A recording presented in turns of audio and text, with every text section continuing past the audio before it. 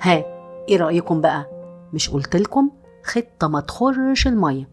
وطي صوتك بس، ما تبقاش خواف كده، ما هو صدقنا والأمور تمام.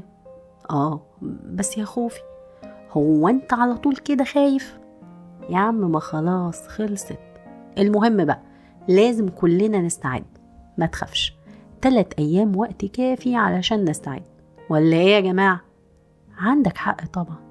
يلا بقى كل واحد فينا يروح على بيته وينظف نفسه من القرف اللي احنا فيه ده. بقول لكم ايه، مش عاوزين اي لكاعة. واللي يتزنق في حاجة يتصل بالتاني. وزي ما اتفقنا هنتقابل هنا احنا ال4 بعد 3 أيام وهندخل مع بعض. تمام؟ تمام طبعا. تمام. أحمد ايه بتزعقوا ليه؟ حاضر تمام.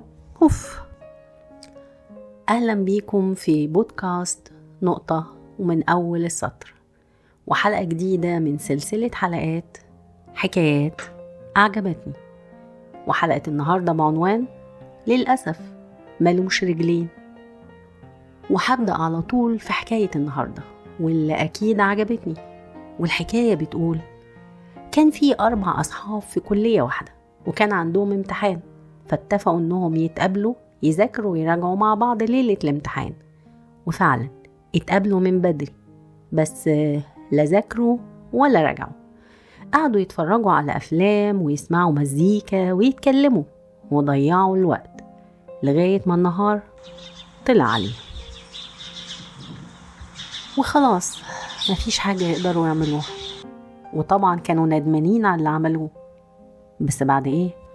وهم قاعدين ساكتين خالص ومش عارفين يعملوا ايه، قام علي وقال لهم أنا عندي طريقة تخلينا نأجل الامتحان. وال3 ردوا في نفس واحد ايه الطريقة يا علي؟ قول يا علي.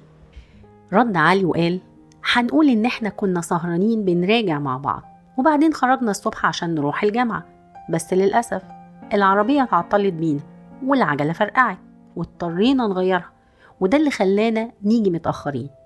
وطبعا بعد ما العميد يشوفنا واحنا متبهدلين ومتأخرين هنصعب عليه وهيأجل لنا الامتحان.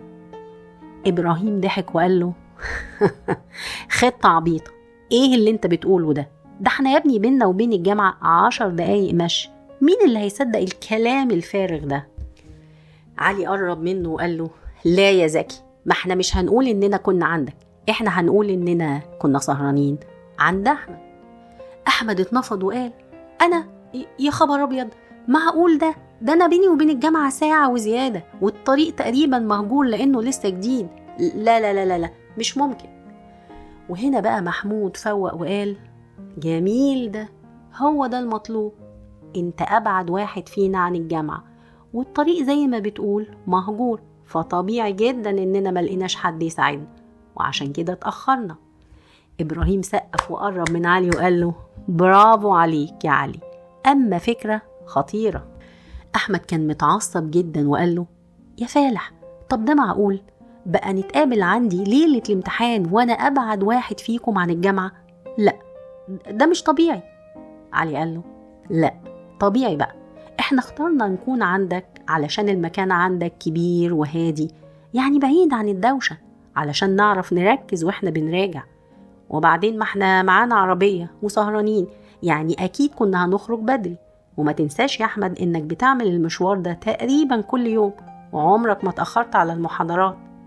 أحمد هز دماغه وهو متضايق وقال لا أنا مش مقتنع بالخطة دي خالص، ما نروح الامتحان ونحاول نحل على قد ما نقدر، هيحصل إيه يعني؟ وهو درس علشان نتعلم منه، ما نضيعش وقتنا تاني. وبهدوء جدا محمود قرب لأحمد وقال له يا أحمد يا حبيبي، الخطة دي أحسن حل، هنخسر إيه يعني؟ وهي محاولة. محمود بينام. إبراهيم على صوته وقال وبعدين يا جماعة الوقت بيجري، ما تخلصونا بقى. وهنا علي اتحمس وقال اللي موافق على الخطة يرفع إيده. وطبعا علي كان أول واحد يرفع إيده، ووراه إبراهيم وبعدين محمود. وفضل أحمد متردد، بس في الآخر ما كانش عنده بديل، فوافق. وخدوا بعضهم ولطخوا وشهم وهدومهم بالطين وغرقوا العربية طين، وركبوا العربية وراحوا الجامعة متأخرين، ودخلوا على عميد الكلية وحكوا له الحكاية اللي ألفوها.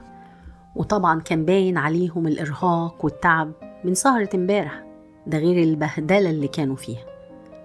العميد سمعهم للآخر وسكت شوية وقال لهم: نظرا لظروفكم أنا هأجل لكم الامتحان 3 أيام. والأصحاب ال4 شكروه ووعدوه إنهم هيحققوا نتائج هايلة في الامتحان، ومشوا وهم مبسوطين جدا. ودار بينهم الحوار اللي سمعتوه في أول الحلقة. وبعد 3 أيام اتقابلوا في المكان اللي اتفقوا عليه ودخلوا للعميد مع بعض. العميد رحب بيهم وقال لهم: طبعا انتم عارفين ان ظروف الامتحان دي مختلفة، وعلشان كده قررنا اننا هنحط كل واحد فيكم في قاعة منفصلة. والأصحاب ال4 وافقوا وما كانش عندهم أي اعتراض، ما هم جاهزين بقى ومذاكرين كل حاجة، وأساسا ما كانش عندهم أي نية للغش. وفعلا كل واحد فيهم قعد في قاعة لوحده وبدأ الامتحان. السؤال الأول: ما هو اسمك؟ والسؤال ده عليه درجة 1. السؤال التاني: أنهي عجلة اللي فرقعت ومين اللي صلحها؟ والسؤال ده عليه 99 درجة. وبس، هو ده الامتحان. ونهاية حكاية النهاردة زي معظم نهايات حكايات أعجبتني، نهاية مفتوحة. حاسب لكم انتم تختاروا النهاية المناسبة، وخلونا نتخيل كده مع بعض النهاية ممكن تكون ايه. ممكن كل واحد فيهم تكون إجابته مختلفة، أو 3 منهم يتفقوا على جزء من الإجابة، أو ممكن 2 و2. بس أكيد من الصعب جدا إن الأصحاب ال4 تكون إجابتهم واحدة. المنطق بيقول كده، بس من إمتى المنطق بيحكم كل شيء؟ مش يمكن كانوا متفقين مع بعض وتوقعوا السؤال ده؟ ولا ده احتمال صعب قوي؟ انتم تفتكروا ايه؟ هستنى إجاباتكم في التعليقات. وممكن واحد فيكم يسأل ويقول: هو ليه العميد عمل كده؟ لما هو مش مصدقهم ليه اداهم فرصة وهو ناوي يعمل معاهم كده؟ طب ما هو كان ممكن يقدر يسألهم السؤال ده وقتها. وده سؤال جميل جدا، وبرضه هسيب لكم انتم الإجابة على السؤال ده في التعليقات. الحقيقة العبرة من الحكاية دي ان الكذب عمره ما بينجي، والشخص اللي بيكذب وبيتعود على الكذب ما بيعرفش يبطله، بيبقى أقرب حاجة بتيجي بباله هو الكذب، حتى لو مش مضطر الكذب خلاص بقى كذاب. المشكلة بقى انه من كتر ما بيكذب عمال على بطال بينسى وبيقع بنفسه.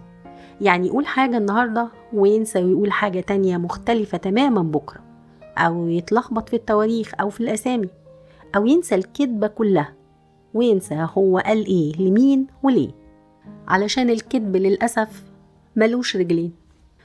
وأيا كانت المسميات الوهمية اللي بنسمي بيها الكذب علشان نغلفه بغلاف جميل يغطي على حقيقته، زي دي كذبة بيضة، بلاش مبالغة، يا عم كبر دماغك ما تكبرش الموضوع، دي مجاملة مش أكتر. أنا الصراحة أخاف أقول الحقيقة لحسن يزعل مني، ربنا أعلم بنوايانا بقى. كل ده في النهاية كذب. يا ترى أنتم ممكن تلتمسوا عذر لحد بيكذب عليكم؟ ويا ترى فعلا في كذبة بيضة؟ ويا هل ترى ممكن نضطر في بعض الأحيان إننا نكذب لأن الأذى اللي ممكن نتسبب فيه لو قلنا الحقيقة أكبر بكتير من لو كذبنا؟ ده بقى سؤال صعب، أنا ساعات كتير جدا بخاف أفكر فيه. أتمنى تكتبولي في التعليقات رأيكم إيه. الصراحة موضوع حكاية النهاردة موضوع كبير قوي، ومش ممكن أناقشه في حلقة واحدة، وأكيد هتكلم فيه تاني. وفي نهاية حلقة النهاردة بتمنى كل النجاح والتوفيق لكل أولادنا وبناتنا اللي بدأوا امتحاناتهم واللي لسه هيبدأوا قريب، بالتوفيق للجميع. ونقطة ومن أول السطر، كنت معاكم أنا سلوى، وده بودكاست نقطة ومن أول السطر.